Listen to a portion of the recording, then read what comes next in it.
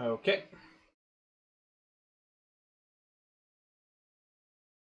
Let's see, let's actually put the mic more directly center where I'm talking. Okay. Welcome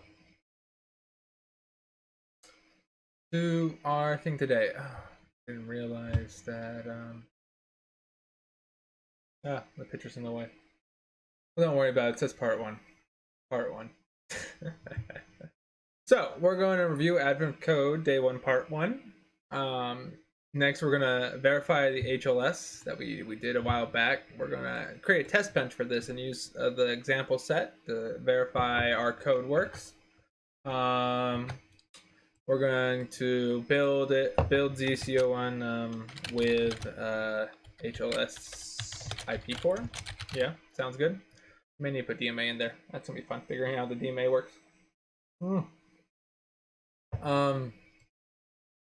going to get the GPIO example working with PYNQ. Then do the Python example of Day 1, Part 1 on PYNQ. Do this on PYNQ. We're going to then execute the HLS Day 1, Part 1 with DMA question mark. Hopefully get that working. I might have to debug that. That's going to be a pain. And then we're going to measure average runtime. We'll say, what, like 1000x, right? Or, yeah, 1000x seems like a good time to do that. Okay, so let's begin. So we're gonna go here and we're gonna go review that appropriately sized. Yeah, it's perfect. And we're using the ZCU 104 board today. I know this isn't a terribly accessible board, but if you have something like the Kira or Ultra 96, a PYNQ board, RDZ7, the Snickerdoodle FPGA. I mean, you can even do the Microblaze, but PYNQ isn't really supported on the Microblaze. That'd be a fun project to try. PYNQ on the Microblaze. But yeah, so feel free to try these. But this board is just, I like it. I also have, we have the DDR here. I also have DDR here. I have a lot of DDR on this board. Okay. So, boom. There's a little meter that indicates the antenna strength by displaying 0 to 50 stars. Your instincts tell you that you'll need to get. Okay, then no, that's not worrying about that. Okay. As the submarine drops to the surface, it automatically performs a sonar sweep of the nearby seafloor. On a small screen, the sonar sweep reports appears each line is a measurement of the seafloor depth as the sweep goes further and further away from the submarine. This report indicates outfront the sonar found depths of and so on. The first order of business is to figure out how quickly the depth increases, just so you know what you're dealing with. You'll never know if you'll get carried away. To count the number of times the depth measure increases. So from the previous number, what's the increase? And so we're looking for that. That is our goal. And this is the example set they gave us. And that's what we're going to play around with. It's a pretty simple problem, but we're just going to try to implement these all in HLS. And so to review our, can I not zoom in? Edit. I want to zoom in. Can we zoom in? That is a good question.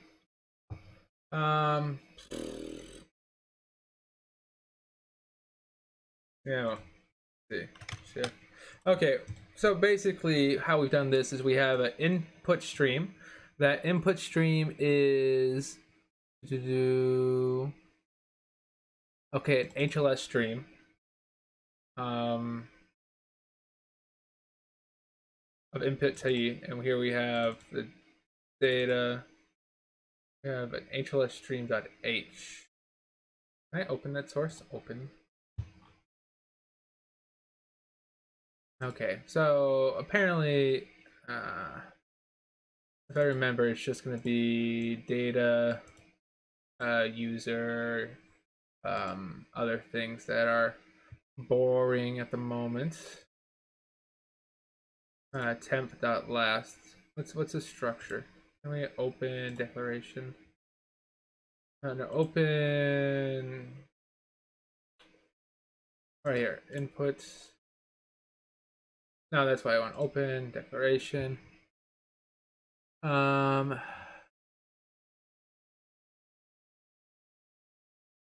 Okay, so we have user, last ID, and destination.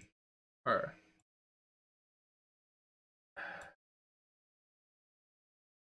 data, user, ID, destination. So those are the things we are building. AP. Okay, so that's easy enough. And we got this working, right? Latency, 2 cycles. Pipeline, okay. That's the initiation interval, right? Yeah, that's what we care about, the initiation interval. That's the iteration latency. Oh no.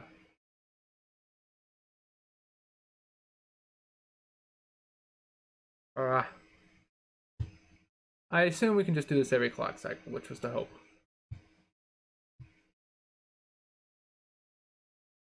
You can only ever read this once. Pipeline. Hopefully we got this correct. We'll have to play around with it.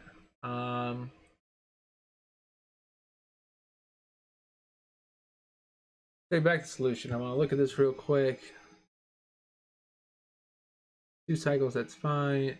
Interval, pipelined, fully pipelined. Okay, that's very FLP must hopefully stands for fully pipeline. Otherwise, we're gonna have trouble. Okay. So now let's create we're gonna create an H file real quick, and we're gonna create a new file. This is gonna be called depth.h, and all we're doing in depth.h is we're going to prototype this function.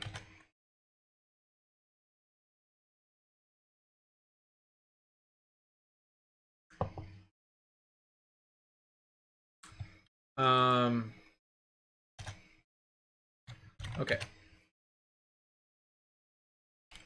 There we go, our beautiful H function. And then we're going to do a new file. We're going to call it depth.tb.cpp. And we're going to have to figure out what to include in this situation. But let's go steal a test bench from another person, okay? And we can do that to figure out what's happening here. And we're going to do depth. So to go steal a good test bench, we go to the PYNQ GitHub repository, because PYNQ has some good HLS examples, especially for the version we are targeting.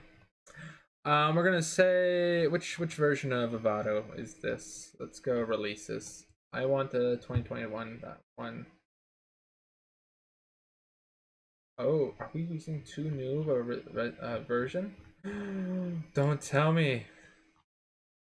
Uh-oh. May not be good.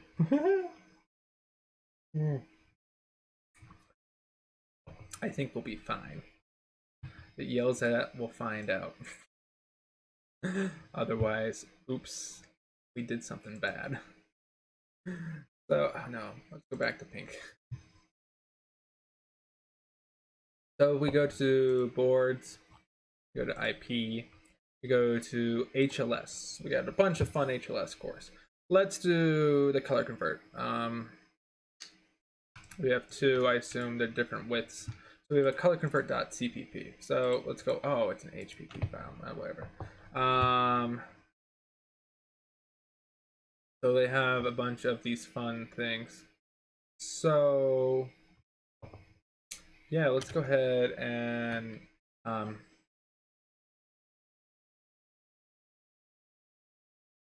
just take, oh no, go back here. Yeah, back here. Let's take all of this wonderful stuff, and we're just going to put it in the top of our H file. My computer is yelling at me sometimes. I do not like it. Okay, so we match there. Now let's look at our CPP file. So this is how we're going to work. We're going to have a video stream in. and we're going to fill in the data. N.write current pixel coefficients, and then we're going to color convert, and then we can read the output. Okay, so who else hates standard cout? I hate standard cout. I'm sorry if that's a bad opinion. I just look at this and I'm like, why? Why don't we just do a printf? But yeah, we'll get some good practice in. So let's just, you know, steal all of this perfectly. Go to our test bench. We're gonna do depth h. We're not gonna have a video stream. Our h file is going to be a input stream.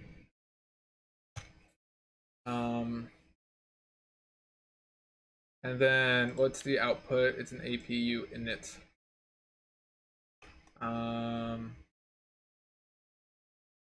That we're sending the address to, I think. Result. And all we need to do is say like 64.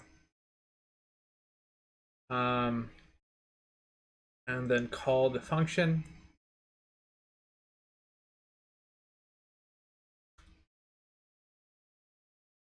Oh, the cout example. The cout example.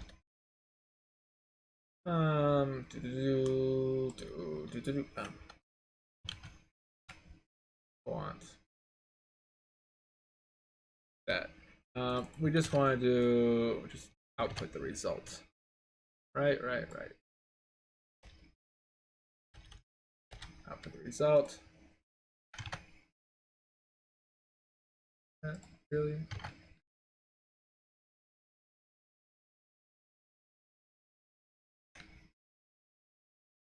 Result.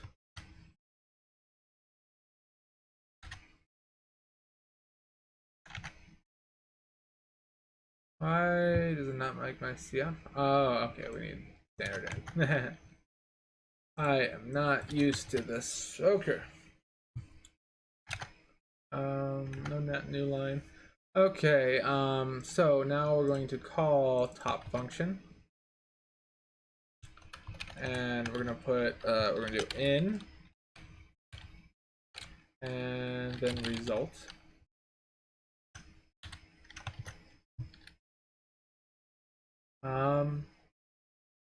Oh, and right, we're gonna have in.write. I don't know what the write does.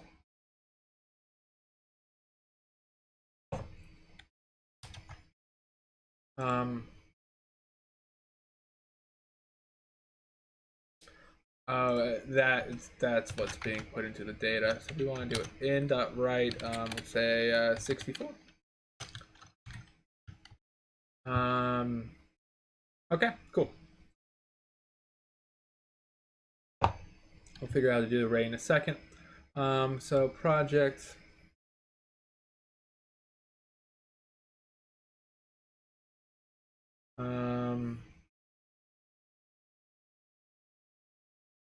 Do project settings, right? So simulation depth.tv, add files, edit C flags.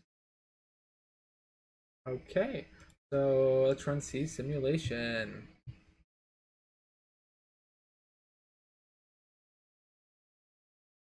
Oh, it's over here.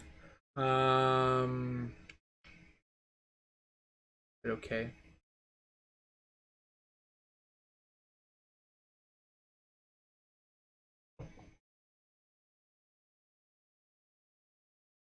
Errors.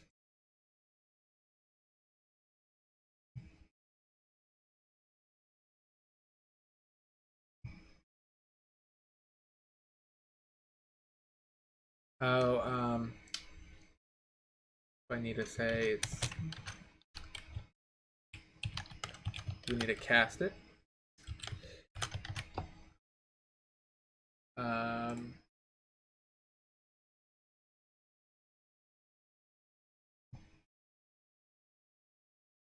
Beautiful. What's our first issue?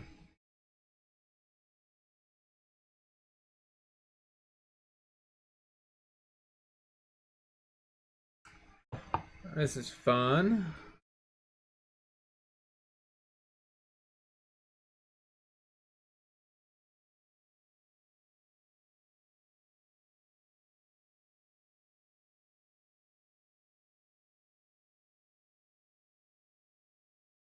What is this first file? AP fixed. We're not even using that, so who cares?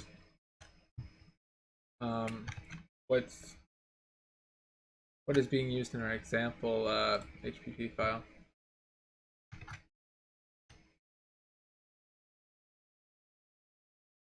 Maybe it's because these files are calling. Why does it? You get out of here. I don't know why you are bothering me. Project run C simulation. Let's not show this again.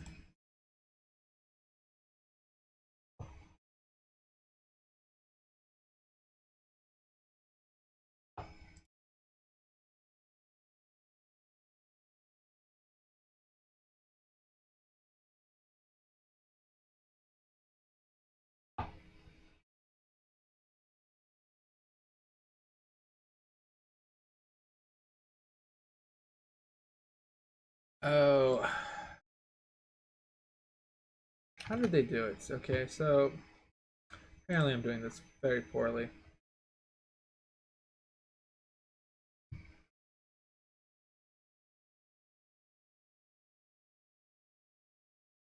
So we do have a specific data type.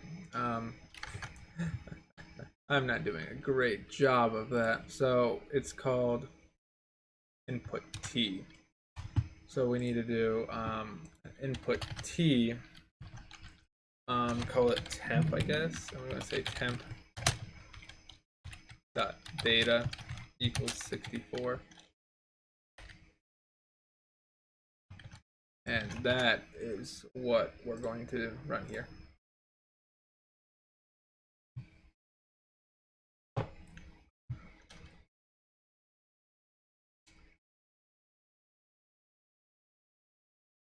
So we have a 0. That's great. That means hopefully it works. Now what we're going to do, go here, do a for loop for int I equals 0. I is less than 10. I plus plus. And then we'll open the bracket, close the bracket. If I do control A, control I, yes, that's that. Okay, let's run.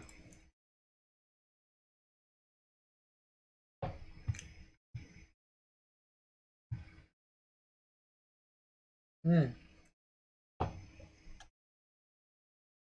I have to write it multiple times then call the function?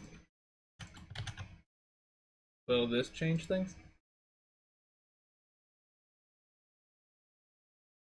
It's probably resetting the function every time.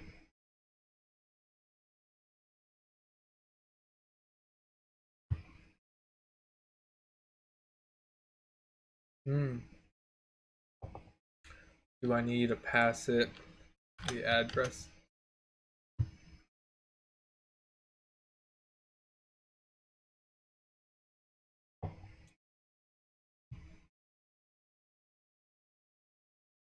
Oh, I think no, I did that wrong.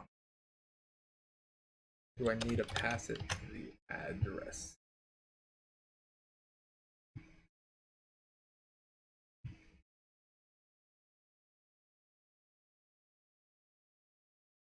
Okay, so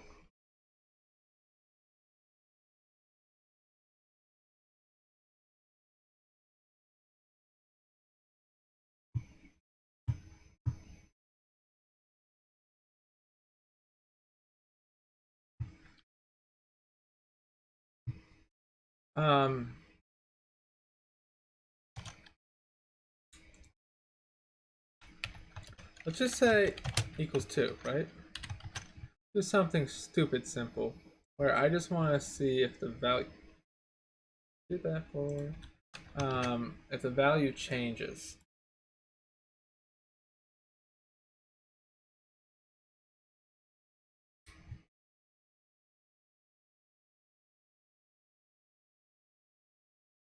Okay. So we go back here.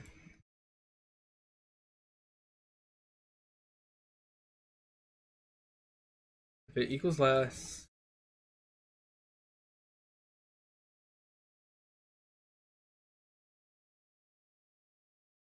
else.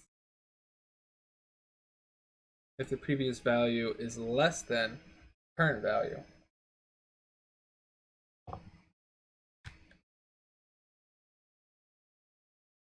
Can we do a printf here?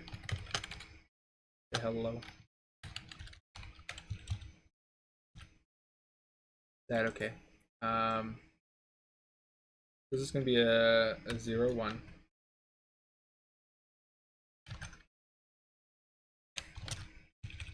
I just want to see.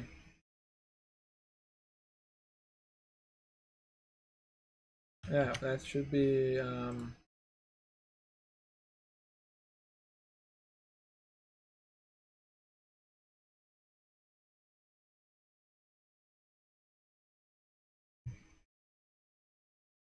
0, 0, 0, 1, 2.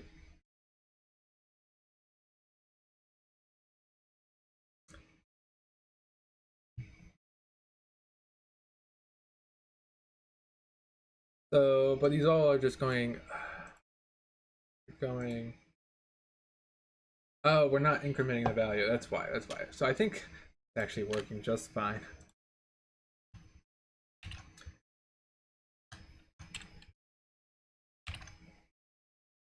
The issue was in our test bench, we were supposed to assign that I. Ah! Why do you keep moving? What in the world? Why do you do that? Sheesh. Okay, this is what I'm looking for.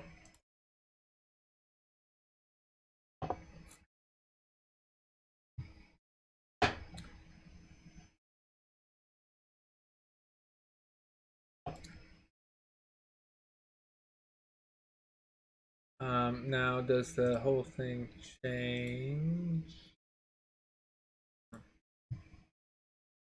if we only do 1?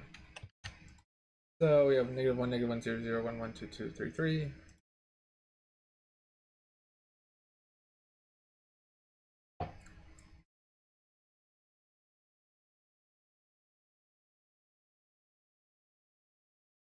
We only have 1 item. 2. Okay, this isn't doing right because this is the first call. Second call. We do 9 calls. We should have 8. We should have 9 increments. So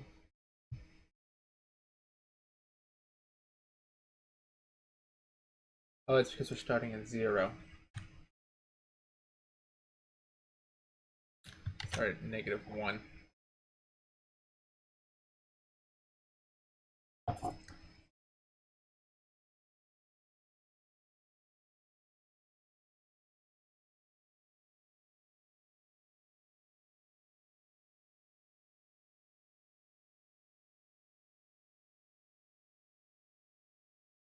Um,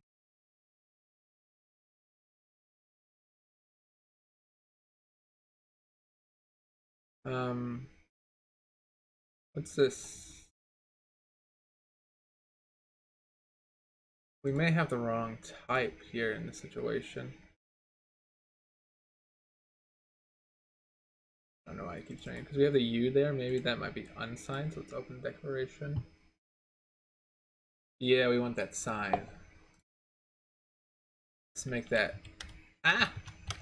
signed data there. And make that signed data there. We should probably call it the same thing. Oh well, run C simulation. Being signed matters. Okay, cool. That's good. So now we're going to um,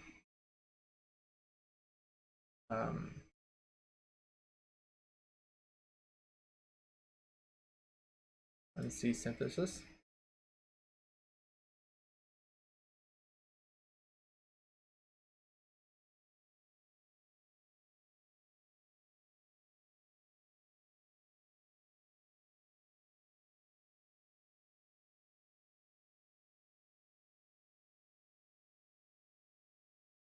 Let's go back here. I gotta read all these things so we can make sure we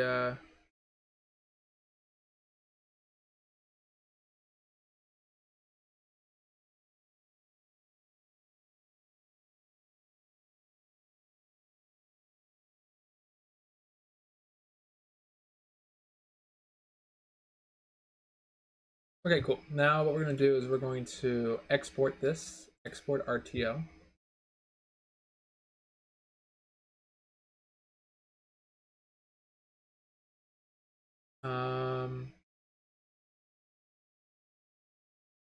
New. Okay, yeah, we're gonna run implementation.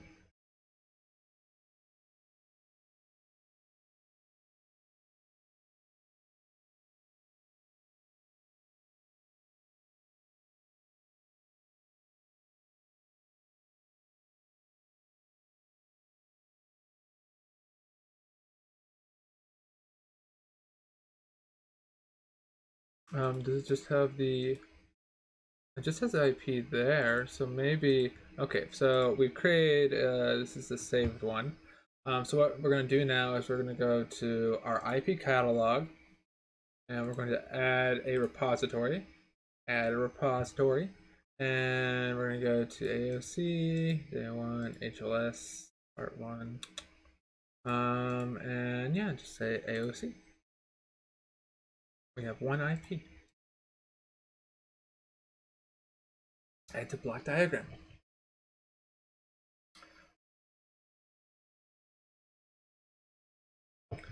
So, what we're gonna do is we're basically gonna let it do that one. This one doesn't work because we don't have a beautiful bus. Ugh. So what we're gonna do is we're gonna go to this one. And we're gonna go to slave interface, high performance, click that one, box smaller so I can hit yes.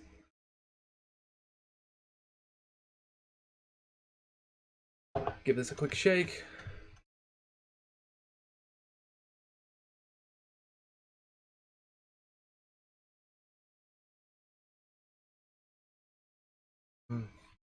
Add IP DMA.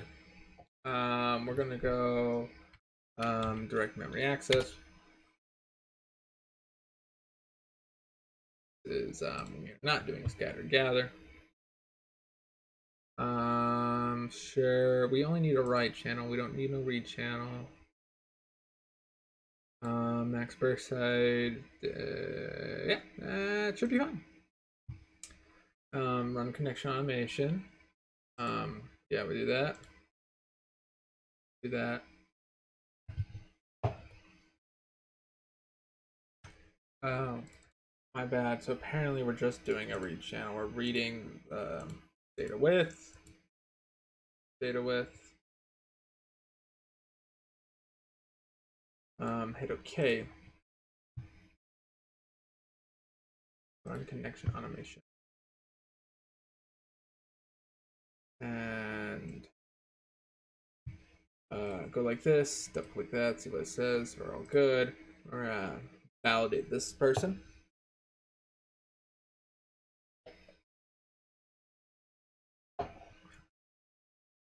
Add it to HLS. Validation successful. Save this.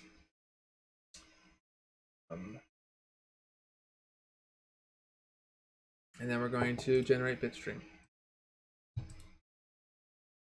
Okay, so we have a few tasks. One, we have to figure out how to do DMA.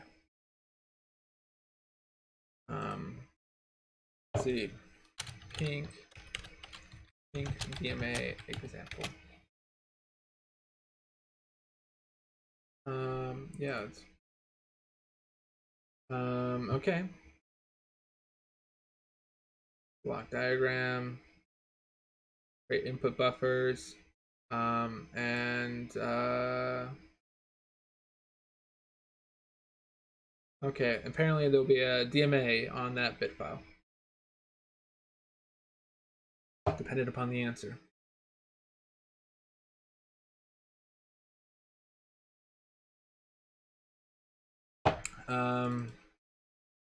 Yeah. Okay, so that's cool. We'll figure that out in a bit.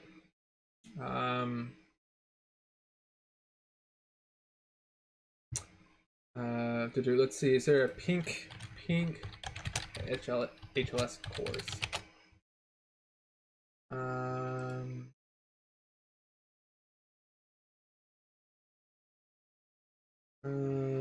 Let's see, he has a PYNQ HLS stream. Are these notebooks? Yeah, let's look at the notebooks. Yeah. I just want to see how he connects to his stream once. To do stream. Signal, range, coefficients. Okay. Overlay.run. He must have passed in somewhere, but we'll figure it out. We'll play around. So now we're going to go to where our GPIO example.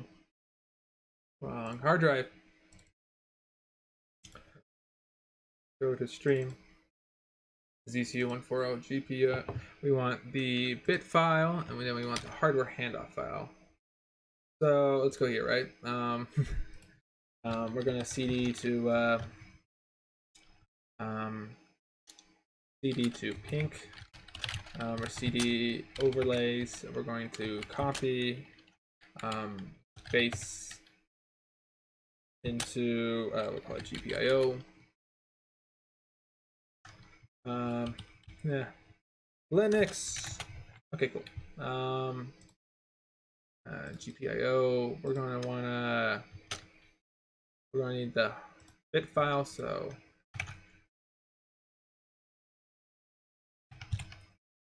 there we go. So we're gonna say drop this guy here. So we're gonna rename this guy GPIO. Nah, GPIO.bit, please. Delete this guy. Yes. We're gonna rename this guy the GPIO.py.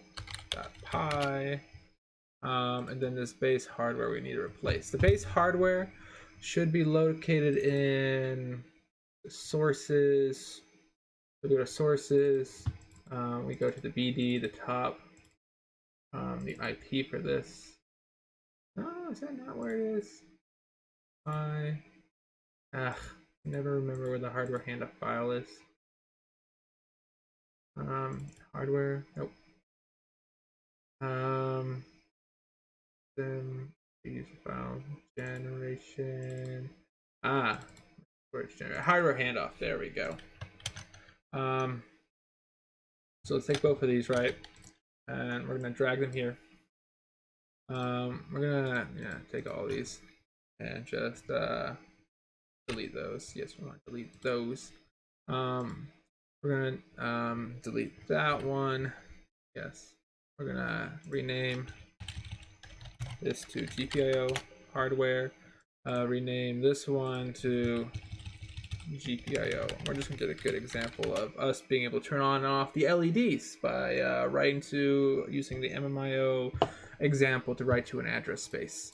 Okay, so first thing, let's open it up. That is not the editor I wanted. From base, import base overlay. So from GPIO, import GPIO overlay.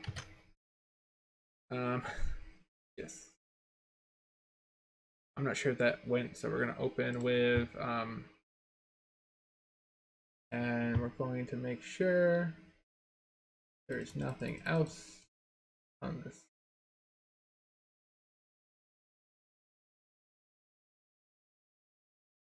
Okay, cool. Let's bring this on over. Okay, now we're gonna go to this file right here and just play. We just gotta go and rename a bunch of things. GPIO.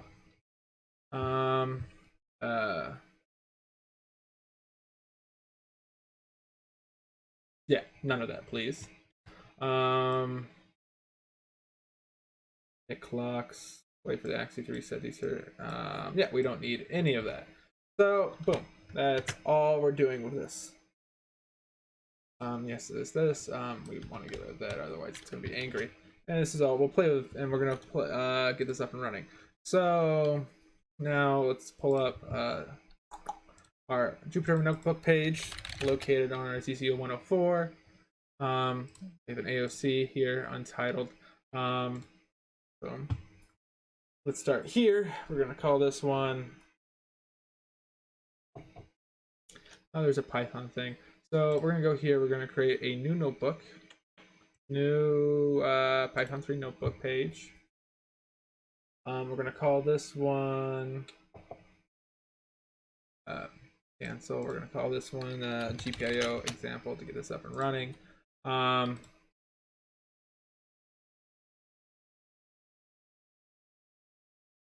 And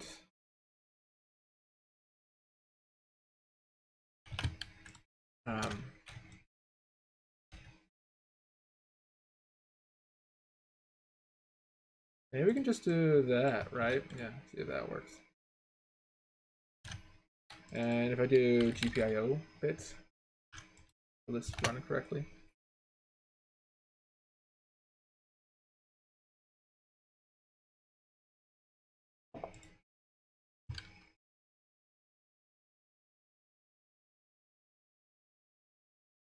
Oh, it ran.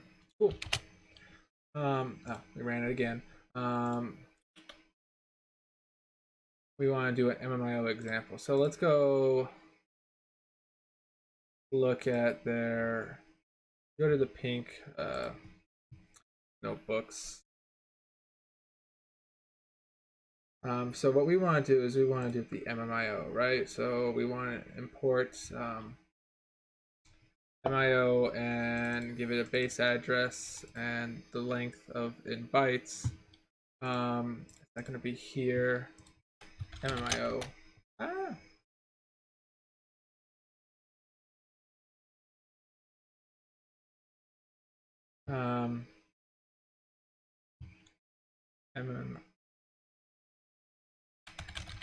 I just want to do some direct memory access. There we go. MMIO. There we go. So here, let's do this. So if we go here to our guy, oh, that's already built, so we can go play around with that later. Address editor, the GPIO that we are playing around with right here, axis GPIO 0. Axis GPIO 0 is located at A. Now we go here and we say base address is A, address range. Oh, and let's print results. 15. So that would be okay, we don't want to write anything to that. So we're not writing, we're just reading. We're gonna do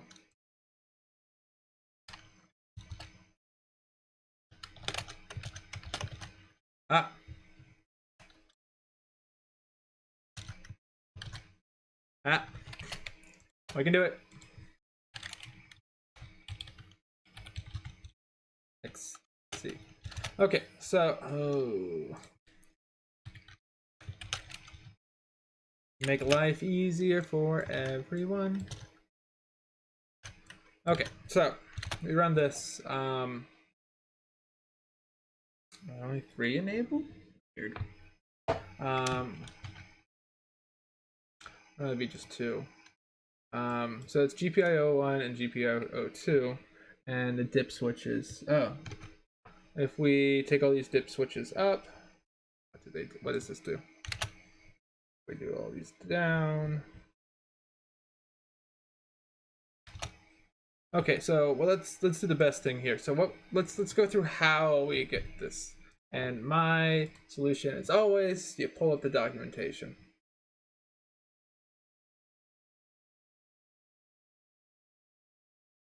Okay, right. We have a GPIO, we go to product specification, we go to register space. So we have the data, tri-state, and the data. What is an input?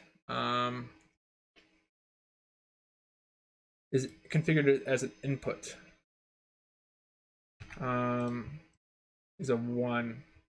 And did we set this up properly? All outputs, all inputs with 1. Is there another dip switch that's reading those different values? I don't know.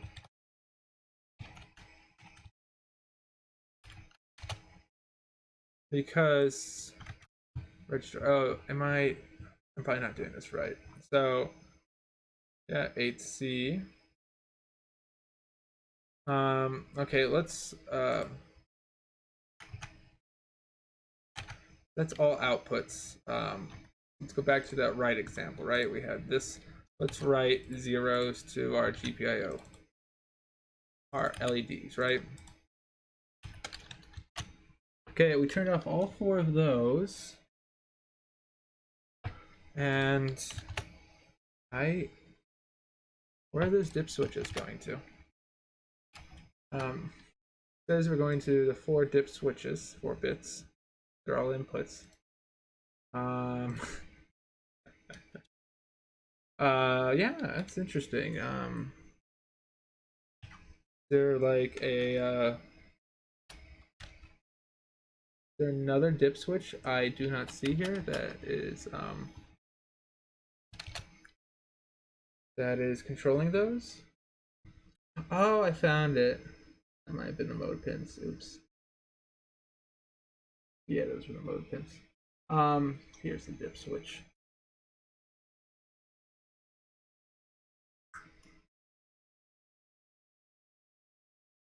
Okay.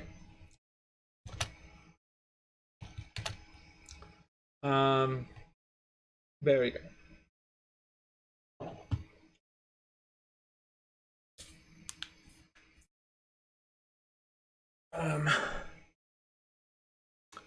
So it looks like we are good. So let's get the day 1 going, right? We have day 1 here. We need to get this going.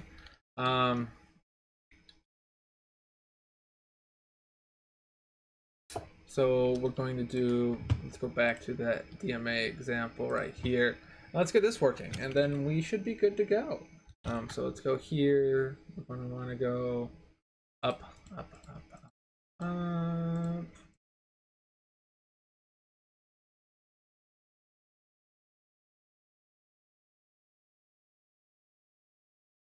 Wait a minute. Where did it save this? C. Oh no. We did at the top C drive. Oh no, that was not supposed to be the place it was done. We'll move it later. So we're gonna go to runs real quick and implementation. We'll have this bit. Well, let's bring up this guy here. We're gonna need another folder.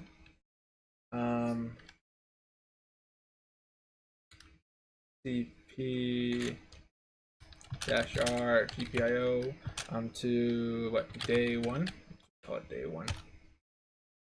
And let's go up. Day 1. We're gonna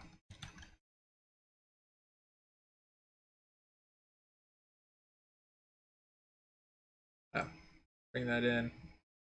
We're just gonna try to do everything with just those files we need. So let's go to the generation where it's generating our IP cores. We're gonna go to handoff, and let's try this again. We're gonna rename these all day one. Rename day one. Rename day one. Okay, we have a bunch of day one stuff going. That's good. But yeah, let's go ahead and hopefully we don't have to enable it. We can just run. But yeah, we're going to do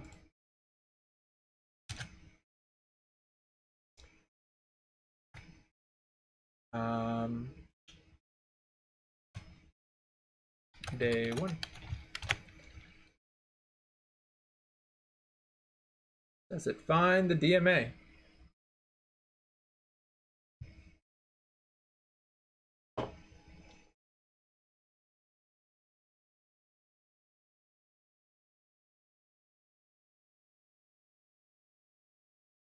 What is We'll get back to this later. What is OL?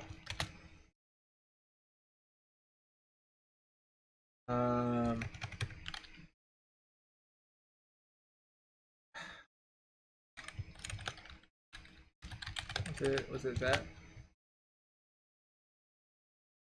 Oh, we probably want to do this in a whole, insert.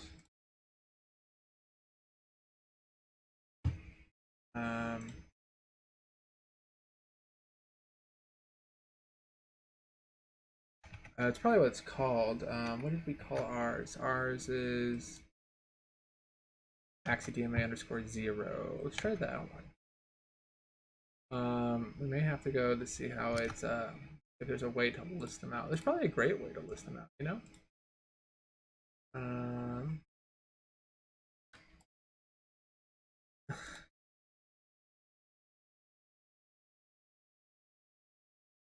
Insert cell below.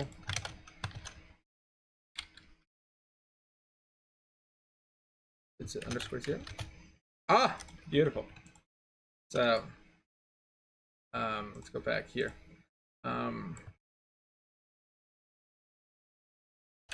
PYNQ is so powerful. I wish more people saw how beautiful that is.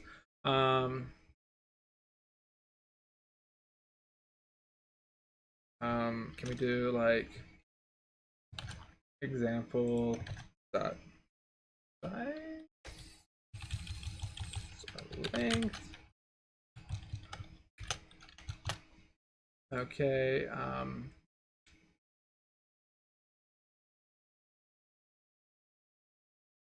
And insert cell below, and we want to say input buffer equals do example, and then print example or input buffer, print input buffer. Okay, cool. We have a list. So now we need to let's go extract our IP core, right? So we're gonna use one of these guys. We're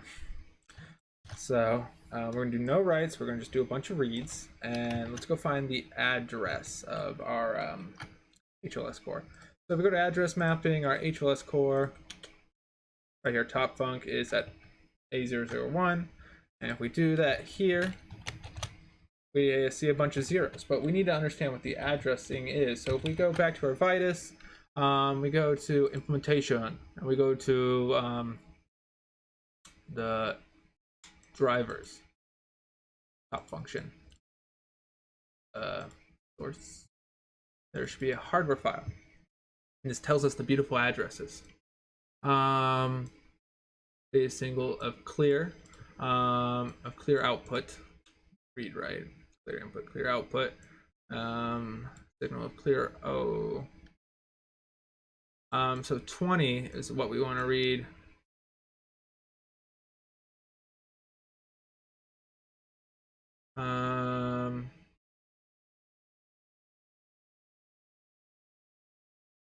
So we have a control signal for int count.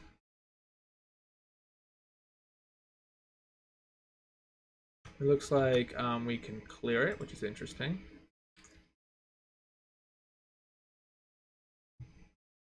Oh, it's just that, is it a valid? Okay, okay. Did it clear? Did it not clear? Okay. Back to this. Sorry. So I don't see a clear per se. So what we want to do is we're just gonna read the value we want to read is a value I forgot already is the 20. So we're gonna go read 20. It's 0. Okay, cool. And we insert below. Now we just want to push out this buffer. Transfer. Just that's all we're going to do. So we go back to our here. We're going to transfer.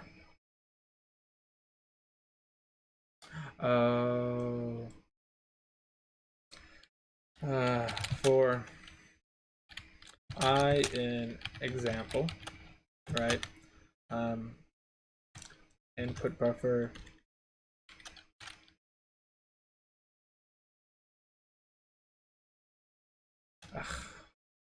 which there's like a simple way to do this in Python, but you know what? We're just gonna do it the really cheesy way. Example of I into input buffer, right? Like, so if we run this and we run this and we run this, we got that. Cool. Now we're just gonna throw that into there. Cool. Now we do this, and now we do this, and it's 8, and the answer's 7, which I think means that what's the answer supposed to be? It's supposed to be 7. So our HLS core is broken. That's cool, right? We'll just do -1 from what our big thing is. Okay, so now let's go grab our very large example from here, and we'll do a -1. Get your puzzle input.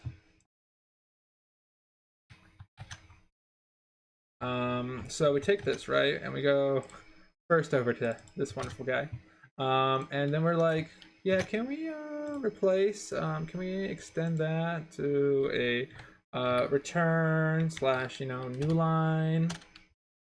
And can we replace that with a comma? I'm just saying, is that would that be replace all? Oh no.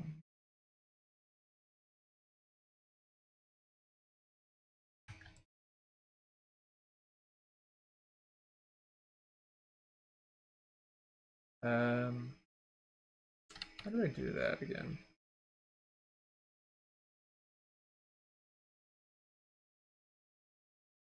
What is? Oh, sorry, Beatty. I'm not sure if you're still listening. Sorry. So how fast can you read GPIOs using MMIO? I mean, you're gonna have your Python on top of a Xilinx GPIO on a kind of a Python memory map interface. So the processor is using Python memory map interface to read the direct address over the AXI bus. How frequently can you read it? Fairly frequently. I wouldn't be surprised. There's the delay is just the latency of the AXI bus mostly, and then the Python or the Linux delay as well. Can we like find a oh, it's a new line? Fine.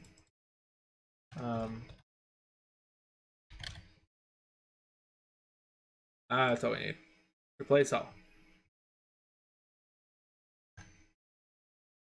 Does the character register not work?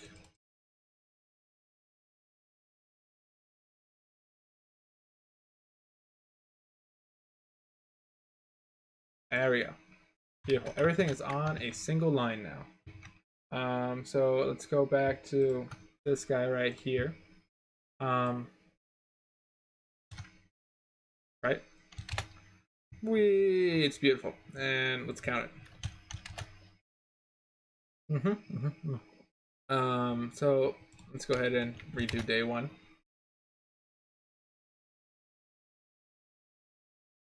Get the DMA going. Buffer.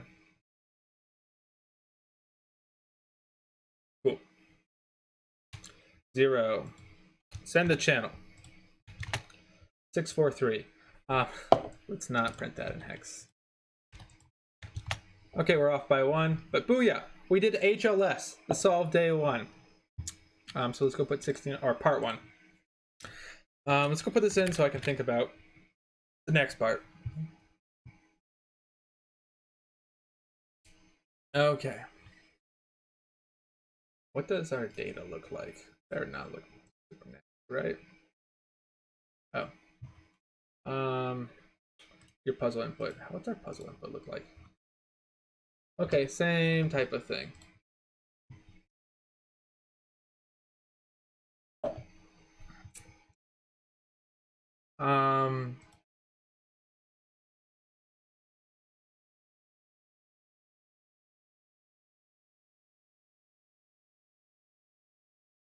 Okay, so part 2, consider every single measurement isn't as useful as you expected. Actually, let's go back to here, right? Apparently I did this wrong, and this is supposed to be,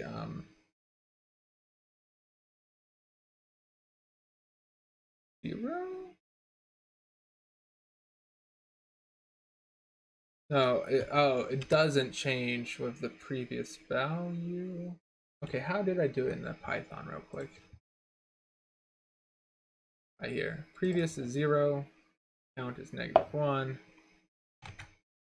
Oh, we just hard coded it, so it was edit.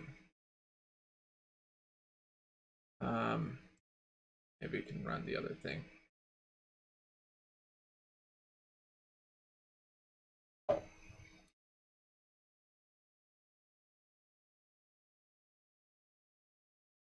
You know, it doesn't change, right? Like, my data example starts at what value? 127. Like, go here, right? And just do I plus 1, or 1 plus I. This isn't going to magically be a worse value.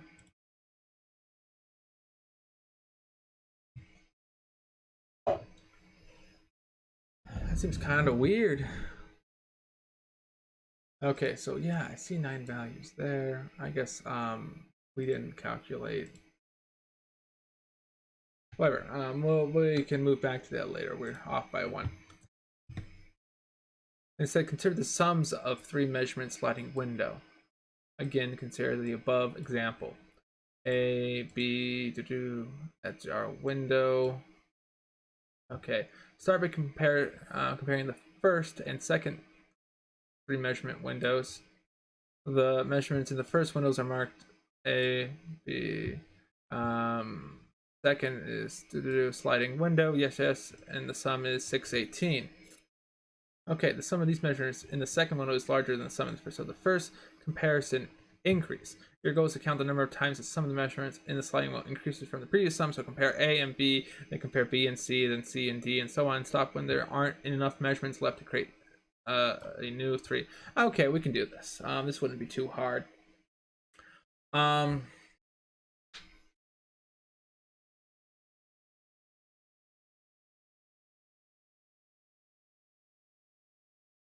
But yeah, I think that is probably gonna be good for today. I don't think we're gonna time the HLS ones per se, but I'll have to do a good example. So there was our Advent Code calendar. We did the Python version, and then we stuffed it through HLS. Okay, cool. So there was HLS hardware acceleration of Advent Code calendar part 1 in my time frame. I need to get off. It's 10:30. Thank you for joining us. Learn more about HLS and as we explore more challenging puzzles going forward. It only took, what, 2 months to get this going? Oh no, we're still 2 months and 3 days. We should pretend it started here and try to catch up. But we should get the other one going. I'll have to play around the simulation and to figure it out. Okay, well, thank you for joining us.